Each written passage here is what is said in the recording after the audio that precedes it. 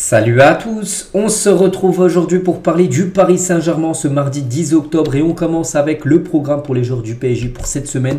Donc aujourd'hui mardi 10 octobre, donc il y a eu entraînement ce matin au campus PSG, c'était à 11 h, donc entraînement à huis clos et fermé bien sûr aux médias. Ça sera exactement la même chose demain, mercredi exactement la même chose, après-demain jeudi, puis après ça sera repos vendredi, samedi, dimanche parce qu'on est en trêve internationale et il n'y a pas de match ce week-end. Voilà, tous les joueurs non convoqués ont eu entraînement ce matin à 11 h. Et place à la trêve internationale parce qu'on sait qu'il n'y a plus de matchs et on va parler des joueurs du PSG en sélection parce qu'il y en a quelques-uns, même pas mal. Et tout d'abord les joueurs français comme Kylian Mbappé qui est bien arrivé à Clairefontaine. Bon, c'était pas très loin vu qu'il habite à Paris, bien sûr Mbappé. Et Clairefontaine c'est juste à côté de Paris, donc voilà pour Mbappé. Petit déplacement, la même chose pour Lucas Hernandez bien sûr qui était présent aussi pour le rassemblement des Bleus. La même chose pour Randal Colomoni et Ousmane Dembélé est également bien sûr présent. Du côté du Portugal, Danilo Pereira était présent bien sûr pour la trêve internationale du côté du Portugal. Tiens, on peut voir l'entraînement hier et Gonzalo Ramos était également présent. Manuel Ugarte, donc lui, avion grande distance, voilà, il a pris l'avion Paris direction la Colombie parce que l'Uruguay va jouer contre la Colombie lors de son prochain match. On peut voir lors du trajet. Donc voilà quelques photos, il y a encore plein d'autres joueurs bien sûr en sélection, je vais sélectionner quelques-unes. Concernant le programme du PSG pour les prochains matchs, parce que là on est en trêve, mais le prochain match c'est dans 11 jours, c'est vrai qu'on joue, on a l'impression que c'est loin, mais c'est court aussi à la fois, et ça sera la réception de Strasbourg, puis après ça sera un match hyper important, l'équipe de l'AC Milan au programme. On sait que l'AC Milan et le PSG, c'est peut-être les deux équipes favorites pour finir en première et deuxième position du groupe, bien sûr la LDC, même si c'est actuellement Newcastle en tête. Ça sera un gros match, ça sera au parc, il y aura deux matchs à domicile dès la reprise 21-25, puis après ça sera un déplacement compliqué à Brest, Brest toujours compliqué d'aller là-bas, et après ça sera Montpellier, après l'AC Milan, Reims, Monaco et après Newcastle. C'est vrai que c'est, je vois pas de petite équipe, il y a vraiment que des grosses équipes au programme pour le PSG dès la reprise de la compétition. Concernant le match gagné du côté de Rennes, c'est dimanche soir. On peut voir l'équipe type et à noter qu'il y a un Parisien dedans, c'est Achraf Hakimi. On sait qu'Hakimi a été bon, il a fait une grosse performance, buteur en plus. Achraf Hakimi, on peut voir qu'il figure parmi le poste de meilleur défenseur droit. Et on peut voir que déjà 3 petits E en dessous de son nom, regardez, on peut voir 3 fois E.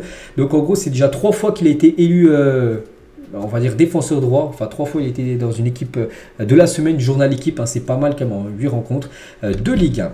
Et toujours avec Achraf Hakimi, donc inscrit 4 buts en 10 matchs, faisant de lui le deuxième meilleur buteur du PSG derrière Kylian Mbappé, pas mal quand même aussi pour un défenseur droit. On a quand même du côté de Paris, il y a Dembélé, il y a Ramos, il y a Randal Colomoni, voilà, il y a plein de joueurs offensifs et c'est Hakimi le deuxième meilleur buteur de l'équipe avec 4 buts. Il a aussi délivré pas mal de passes décisives, donc voilà, pas mal bien sûr pour lui, ce joueur qui est souvent porté sur l'offensive. Et le message d'Achraf Hakimi à Warren Zaïre, parce que sur son but, c'est Warren Zaïre qui lui a fait la passe D.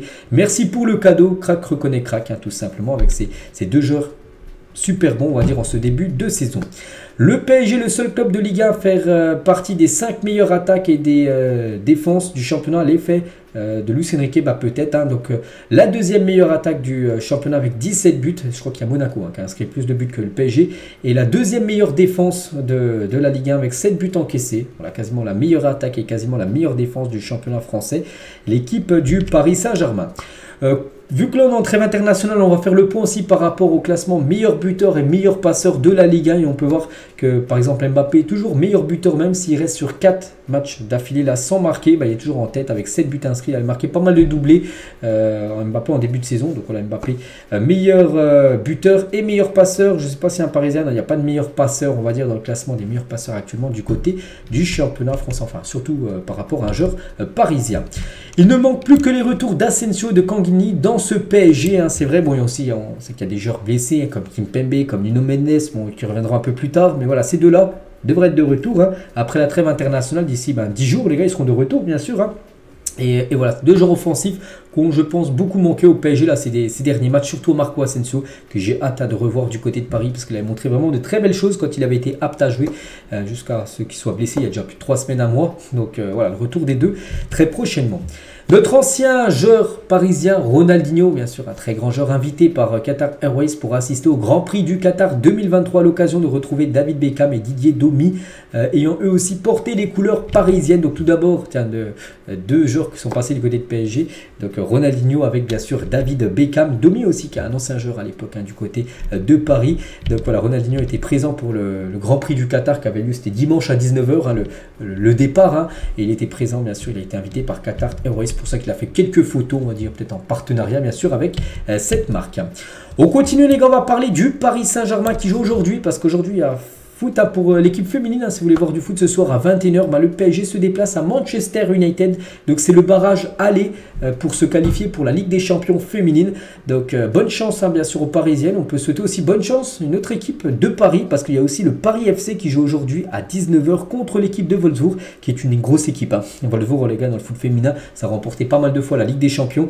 Donc c'est le barrage aller. Il y aura le match retour d'ici 1-2 semaines qui sera, par exemple, le PSG recevra, sera certainement au Parc des Princes, le match contre Manchester United. Pour le match retour, on leur souhaite bonne chance bien sûr aux deux équipes de Paris. On va parler de ce joueur, de ce jeune joueur, parce qu'il est né en 2007, donc il est tout jeune, mais il est déjà très grand, il fait 1m95.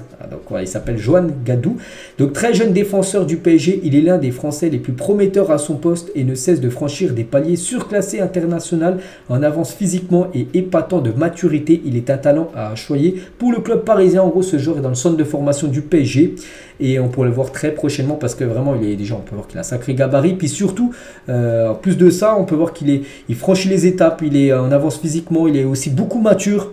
Donc malgré son jeune âge, et c'est pour ça qu'on pourrait le voir très prochainement avec l'équipe première, quand on sait que déjà que le jeune Warren Zaïre-Emery joue à 17 ans à Paris et surtout déjà est titulaire.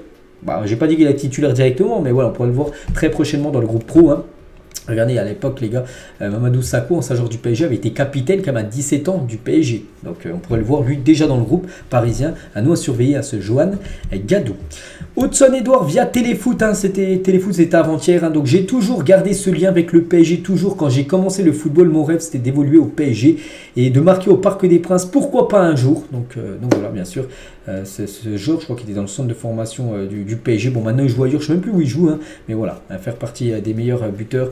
Et surtout peut-être un jour revenir à Paris si le PSG le veut, il serait vraiment très content. On va parler aussi de ce joueur que j'en ai beaucoup parlé lors du dernier mercato. J'ai dit que le PSG est attiré par pas mal de buteurs, dont Marcus Thuram. Et Thuram, les gars, sur l'équipe, donc il explique son choix de rejoindre l'Inter plutôt que le PSG. Il a dit que c'était un choix qui allait définir ma carrière. Je sais que j'ai fait le bon, je ne demande à personne de le comprendre. Je sais que les gens qui connaissent le foot savent ce que représente l'Inter Milan. Donc voilà en gros pourquoi il a snobé, on peut dire, l'équipe du PSG pour préférer l'Inter Milan. Donc on lui souhaite bonne chance bien sûr Marcus Thuram, mais c'était une piste, on va dire, lors du dernier mercato. Le Paris Saint-Germain Académie Turquie s'agrandit avec deux nouveaux centres à Sivas et Ankara. Donc il est désormais présent dans 10 villes, le centre de formation du PSG, parce qu'il y a pas mal de centres de formation un peu partout dans le monde. Enfin, c'est des académies, on peut dire. Et maintenant, il y a dans 10 villes différentes en Turquie. Voilà, on peut le voir toutes là sur cette liste. Donc voilà, bien sûr, ça s'étend énormément. Le PSG, il y a quelques années, on va finir avec ça, les gars, une photo voilà, du PSG. On peut voir toujours Marquinhos, mais à l'époque, on peut voir Lucas Moura, Blaise Matuidi, ça mouillait le maillot là. Zlatan Ibrahimovic, Chérigou, même Lavezzi, je peux voir Thiago Motta, je peux voir Verratti, je peux voir aussi Pastore, ou même Lucadine qui est caché avec derrière le bras de Zlatan Ibrahimovic. C'était le PSG, bien sûr.